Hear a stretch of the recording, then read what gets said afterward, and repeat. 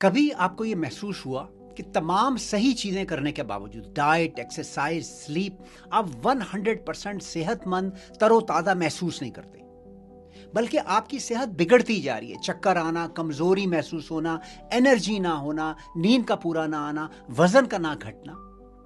आज के वीडियो में मैं कुछ आपको ऐसी अलामात बताऊंगा, कुछ ऐसे साइंस एंड सिम्टम्स बताऊंगा जिनको रिकॉग्नाइज करने से, जिनकी अपने अंदर निशानदही करने से आपको अंदाजा हो जाएगा कि आपकी सेहत क्यों खराब हो रही है और इसको कैसे प्रिवेंट किया जाए। अगर आप इन साइंस एंड सिम्टम्स को शुरू में ही पकड़ लें तो आप इस डैमेज को बिल्कुल जड़ से उखाड़ सकते हैं। वीडियो को एंड तक फॉलो कीजिए।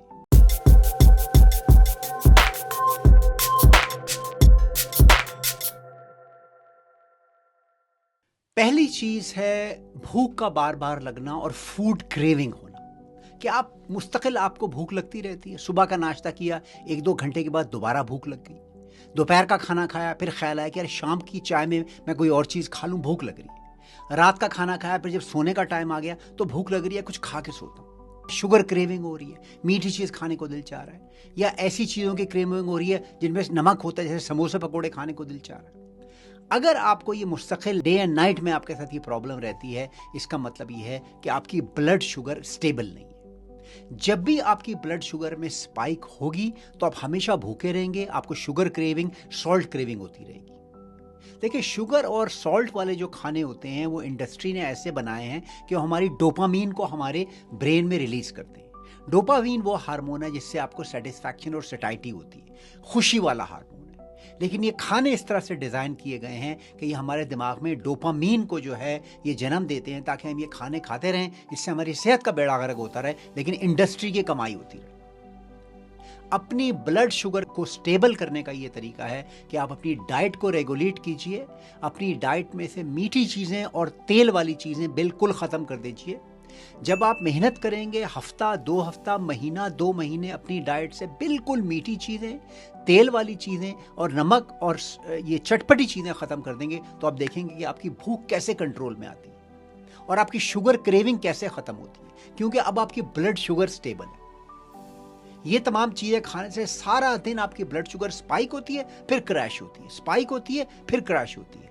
जब ब्लड शुगर क्रैश होती है तो आपको भूख लगती है और क्रेविंग होती है। तो इस चीज़ को बिल्कुल बंद कीजिए।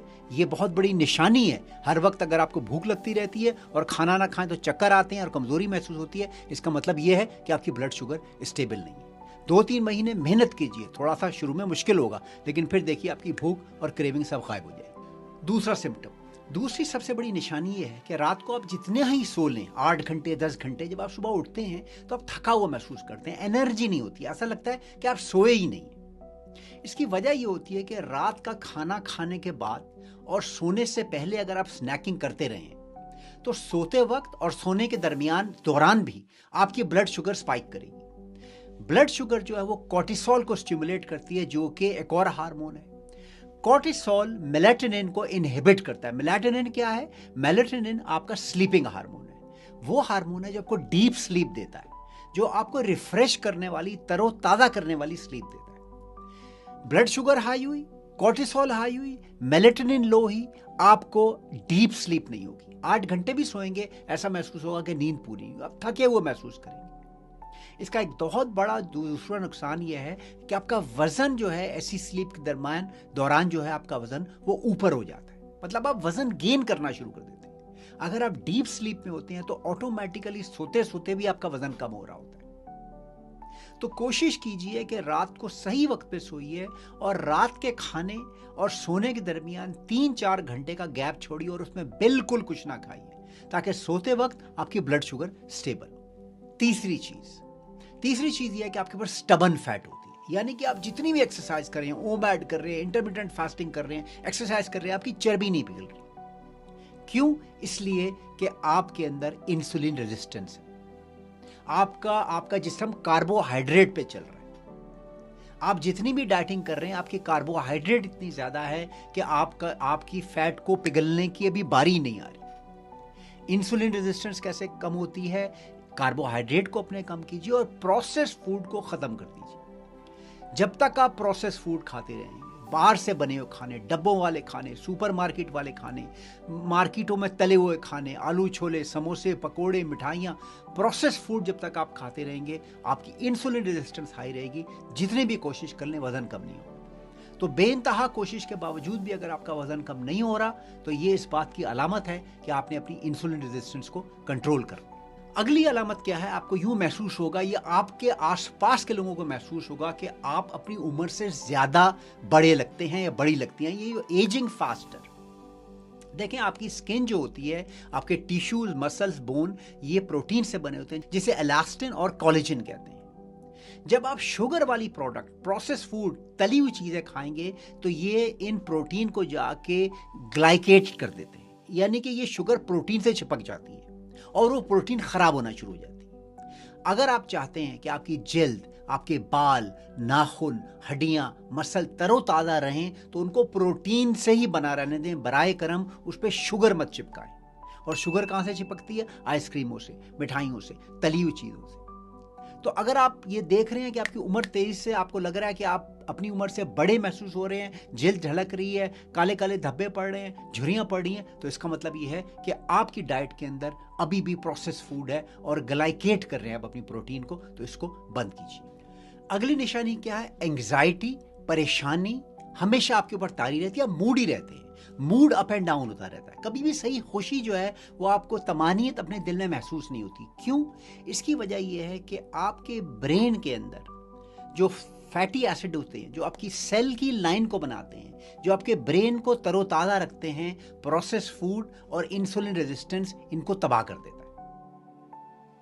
देखें, जो फूड जब प्रोसेस होता है तो उसके अंदर से जो अहम मिनरल्स और माइक्रो न्यूट्रिएंट्स होते हैं, magnesium, manganese, selenium, zinc, vitamins, B12 से लेके तमाम B1, सारे विटामिन ये तबाह हो जाते हैं। क्योंकि फूड की शेल्फ लाइफ बढ़ाने के लिए ये जो है जो अच्छी चीज़ें हैं उसमें से निकाल दी जाती हैं और ऐसी चीज़ें मिला दी जाती हैं जो कि उसकी शेल्फ लाइफ को बढ़ाएं। सुपरमार्केट के शेल्फों में ये वो पड़ी नहीं। जब आप ये चीज़ें खाती हैं तो आपको एसेंशियल न्यूट्रिएंट्स नहीं मिल रहे, आपके ब्रेन को एसेंशियल न्यूट्रिएंट्स नहीं मिल रहे, मेमोरी पे फर्क पड़ता है, एंग्जाइटी तारी आपके जहन में रहती है, हमेशा आप फिक्रमंद रहते हैं। इसकी वजह यह है कि आप फ्रेश फ्रूट नहीं खा रहे, आप फ्रेश वेजिटेबल्स नहीं खा रहे, आप फ्रेश मीट नहीं खा रहे। इस बात को अपने अंदर महसूस कीजिए। अगली अलामत क्या है? आपकी जुबान जो है उस पर एक वाइट कोटिंग हो जाएगी, आपकी टंग जो है वो वाइट हो जाएगी। क्यों?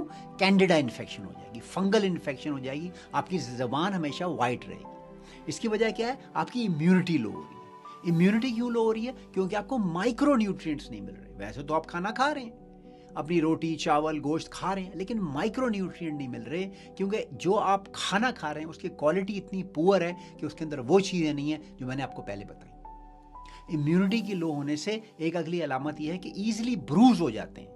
ऐसे लोग जो कि सही जो प्रोसेस फूड खा रहे हैं वो इजीली उनकी जो जल्द है उसको थोड़ी सी भी चोट लगे तो ब्रूज हो जाते हैं। अगर आपकी जल्द इजीली ब्रूज हो जाती है तो इसका मतलब आपके अंदर विटामिन के, विटामिन सी और विटामिन B1 की डेफिशिएंसी है। ये वो विटामिन्स हैं, मिनरल्स हैं जो प्रोसेस फूड में से निकाल दिए जाते हैं। ये सिर्फ फ्रेश फूड में आपको मिलते हैं, ये मिनरल्स और प्रोसेस। तो इस रहन को भी, इस अलामत को भी अपने जहन में रखिए। अगर आप अपने किसी आसपास लोगों में, अपने पेरेंट्स में, अपने बच्चों में, अपने दोस्तों में ये अलामत देख रहे हैं, अपने अंदर ये अलामत देख रहे हैं, तो इसका मतलब ये है कि आपकी डाइट को रेडिकल चेंज होने की ज़रूरत है। अगली अलामत क्या है? अगली अलामत यह है कि बढ़ती उम्र के साथ आपका ब्लड प्रेशर आहिस्ता आहिस्ता ऊपर जाना शुरू हो जाएगा। आपका ब्लड प्रेशर क्यों बढ़ रहा है? इसलिए कि आपकी ब्लड वेसल्स, खून की जो शरियानें हैं, उनके अंदर इन्फ्लेमेशन हो रही है। खून की शरियानों में इन्फ्लेमेशन क्यों हो रही है? वो हार्ड क्यों हो रही है?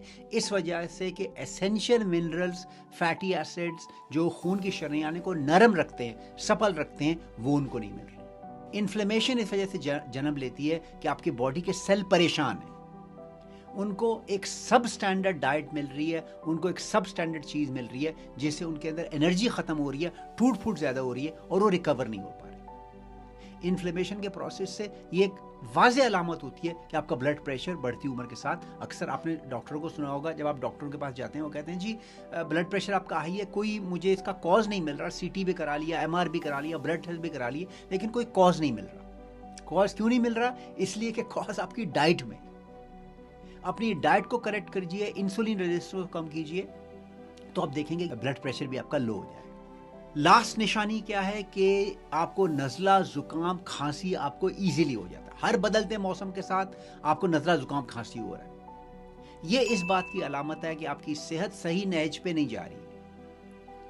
आपको बहुत ज़रूरी है कि आप अपने अंदर हार्मोनल बैलेंस करें, आप रात को सही सोएं, सुबह जल्दी उठें, स्नैकिंग बंद कर दें, अपनी मील की क्वांटिटी को कम करें, कार्बोहाइड्रेट को लो कर दें और अपनी जो है डाइट से प्रोसेस फूड निकाल दें। देखिए, प्रोसेस फूड का एक बहुत बड़ा नुकसान ये होता है कि आपके गट के माइक्रोबायोम को तबाह कर देता है।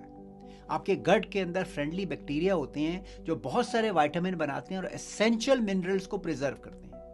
प्रोसेस फूड, चटपटा फूड, मीठे खाने, कार्बोहाइड्रेट वाले खाने, रोटी चावल, ये आपके गट के माइक्रोबायोम को तबाह कर देते हैं। तो होपफुली आज का वीडियो आपको पसंद आया।